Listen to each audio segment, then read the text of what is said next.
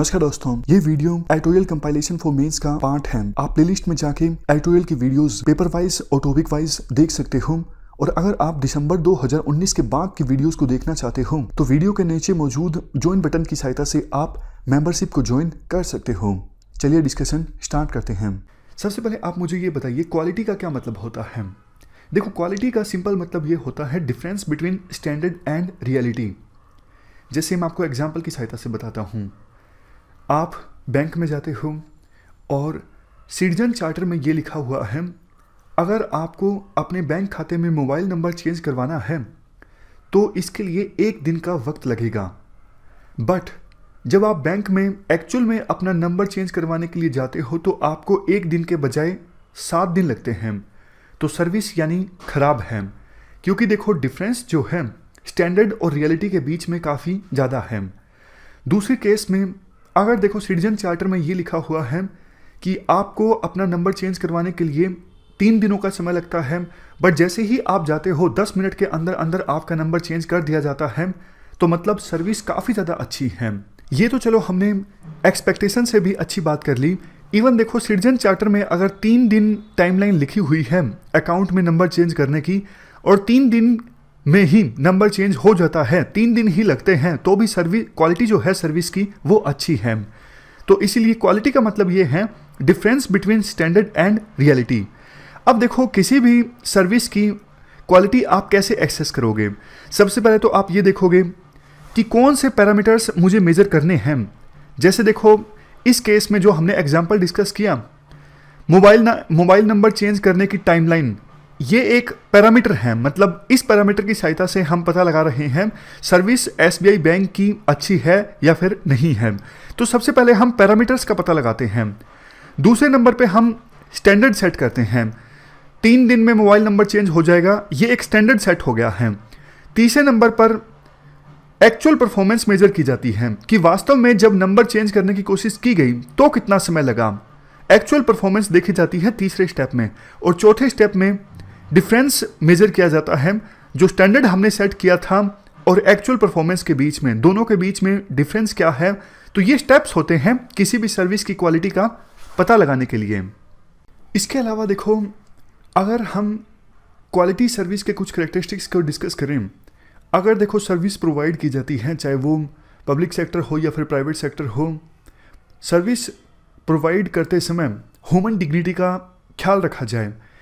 जैसे देखो काफ़ी बार शिकायतें ये मिलती हैं कि पब्लिक सेक्टर में पब्लिक सर्वेंट्स जो होते हैं वो बिहेव अच्छे से नहीं करते हैं। वो इस प्रकार से ट्रीट करते हैं सिटीजन्स को जैसे वो बेनिफिशरी हैं और हम सिटीजन्स को सर्विस प्रोवाइड करके उनको एहसान कर रहे हैं। तो ये जो बिहेवियर होता है बहुत ज़्यादा गलत होता है। ये ह्यूमन डिग्निटी की रिस्पेक्ट के अगेंस्ट है। सिटीजन फ्रेंडली बिहेवियर होना चाहिए सर्विस प्रोवाइडर का। दूसरा, वैल्यू फॉर मनी। आप देखो, मान लीजिए गवर्नमेंट के द्वारा इलेक्ट्रिसिटी कनेक्शन लगाया जाता है आपके घर में, लेकिन पैसे बहुत ज़्यादा ले लिए जाते हैं, या फिर कल को मीटर ख़राब हो जाता है, मीटर ठीक करने के लिए भारी भरकम रकम ले ली जाती है, तो वो सर्विस वैल्यू फॉर मनी नहीं होगी। सर्विस जो प्रोवाइड की जाती है सर्विस प्रोवाइडर के द्वारा, वो वैल्यू फॉर मनी होनी चाहिए। मतलब जितना पैसा दे पर्सन सर्विस अवेल करने के लिए, उतने की ही सर्विस होनी चाहिए। Next, quality of service in terms of efficiency and endurance. इसका मतलब देखो ये है, मान लीजिए इलेक्ट्रिसिटी डिपार्टमेंट से कोई एम्प्लॉय आपके घर में मीटर ठीक करने आया, तो कम से कम इतना तो आप एक्सपेक्ट करते हो कि इलेक्ट्रिसिटी डिपार्टमेंट के एम्प्लॉय में जो मीटर ठीक किया है वो 2-3 दिनों में, 1 महीने में फिर से ख़राब नहीं हो जाएगा। कुछ निश्चित समय तक वो मीटर ठीक रहेगा। फिर उस सर्विस का फ़ायदा ही क्या। आज आपने कोई चीज़ ठीक करवाई, 1 हफ्ते के अंदर या फिर 15 दिनों के अंदर वो चीज़ फिर से ख़राब हो गई, तो ऐसी सर्विस को आप क्वालिटी ऑफ सर्विस नहीं कहोगे। Next point, effective grievance redressal mechanism जरूर होना चाहिए। और सबसे लास्ट में, सर्विस एक्सेसिबल और रीचेबल भी होनी चाहिए। अब देखो, आपको कोई चीज़ की आवश्यकता है और वो चीज़ सरकार दे सकती है, बट आपको पता ही नहीं किसे एक्सेस करना है, कहाँ पे जाना है उस सर्विस को अवेल करवाने के लिए, तो फिर मतलब सर्विस जो है वो आसानी से एक्सेसिबल नहीं है। अगर सरकार प्रॉपर ऑफिस बनाती है, सेंटर बनाती है, एडवर्टाइजमेंट करती है, लोगों को बताती है कि आपको जन्म प्रमाण पत्र बनवाना है यहाँ से बनवा सकते हो। तो मतलब सर्विस आसानी से एक्सेसिबल है। तो क्वालिटी ऑफ सर्विस वो सर्विस खिलाएगी जो इन 5 कैरेक्टरिस्टिक्स पर खरी उतरती हो।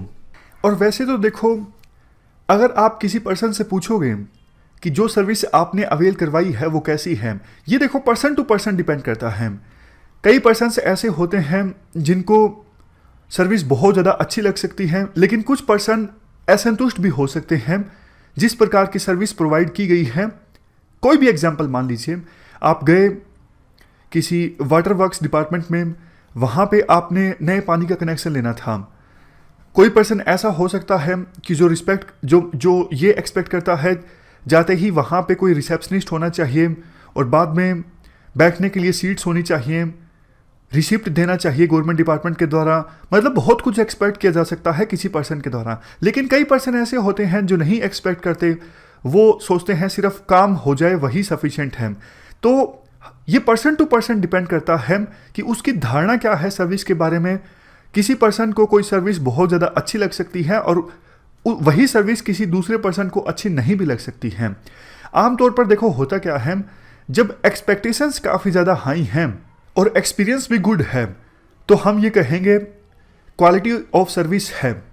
और जब देखो एक्सपेक्टेशंस काफ़ी ज़्यादा कम हैं और एक्सपीरियंस अच्छा रहता है तो सर्विस बहुत ज़्यादा क्वालिटी वाली है। आपको कुछ एक्सपेक्टेशंस थी ही नहीं और फिर भी आपका जो एक्सपीरियंस है वो काफ़ी अच्छा रहा। लेकिन देखो, अगर एक्सपेक्टेशंस काफ़ी ज़्यादा हाई हो और एक्सपीरियंस बैड हो तो मतलब पुअर क्वालिटी की सर्विस है। और सबसे लास्ट में, अगर देखो लो एक्सपेक्टेशंस हो और एक्सपीरियंस भी बैड हो तो आप कहोगे एवरेज क्वालिटी की सर्विस है, क्योंकि एक्सपेक्टेशन बहुत ज़्यादा आपकी हाई थी नहीं और एक्सपीरियंस भी बैड रहता है तो आपको ज़्यादा हैरानी होती नहीं, आपकी एक्सपेक्टेशंस पहले से थी ही नहीं। तो ऐसे केसेस में जो सर्विस होती है वो एवरेज होती है। समझ गए? तो आप ये लिख सकते हो, टेबल बना सकते हो। अगर एक्सपेक्टेशंस हाई, एक्सपीरियंस गुड, मतलब सर्विस क्वालिटी वाली। अगर एक्सपेक्टेशंस लो और एक्सपीरियंस गुड, मतलब सर्विस बहुत ज़्यादा क्वालिटी वाली। और तीसरा, अगर एक्सपेक्टेशंस बहुत ज़्यादा हाई सर्विस से और एक्सपीरियंस खराब, मतलब पुअर क्वालिटी की सर्विस। सबसे लास्ट में लो एक्सपेक्टेशंस और बैड एक्सपीरियंस, मतलब क्वालिटी ऑफ सर्विस जो होगी वो होगी एवरेज। इसके बाद देखो, आमतौर पर परसेप्शन ये है, पब्लिक सेक्टर में जो सर्विस होती है वो खराब होती है और प्राइवेट सेक्टर की जो सर्विस होती है वो अच्छी होती है। लेकिन ये परसेप्शन पूरी तरह से ठीक नहीं है, आप जनरलाइज नहीं कर सकते। बहुत सारे पब्लिक सेक्टर डिपार्टमेंट्स ऐसे हैं जो प्राइवेट सेक्टर से भी अच्छा काम कर रहे हैं। फॉर एग्जांपल पासपोर्ट ऑफिस आज के समय में, वो बात अलग है। देखो, कुछ पासपोर्ट ऑफिस के अंदर भी कुछ जो सर्विस है वो आउटसोर्स करके रखी है TCS और दूसरी प्राइवेट कंपनीज को। लेकिन ये तो आप मानते होंगे कि गवर्नमेंट के भी बहुत सारे डिपार्टमेंट्स ऐसे हैं जहां पे सर्विस अच्छी होती है, बहुत सारी प्राइवेट कंपनीज से भी। पब्लिक सेक्टर के पास देखो रिसोर्सेज कम होते हैं, बर्डन बहुत ज़्यादा होता है एम्प्लॉयज़ पर। इस वजह से काफ़ी बार गवर्नमेंट डिपार्टमेंट्स अच्छे से सर्विस नहीं प्रोवाइड करते। और देखो, सभी प्राइवेट प्लेयर्स के साथ ऐसा नहीं है कि सभी प्राइवेट प्लेयर्स अच्छी सर्विस प्रोवाइड करते हैं। तो अगर एथिक्स में ये पूछ लिया जाए क्वेश्चन, क्या ये परसेप्शन ठीक है, तो आप बताओगे नहीं, ये परसेप्शन ठीक नहीं है।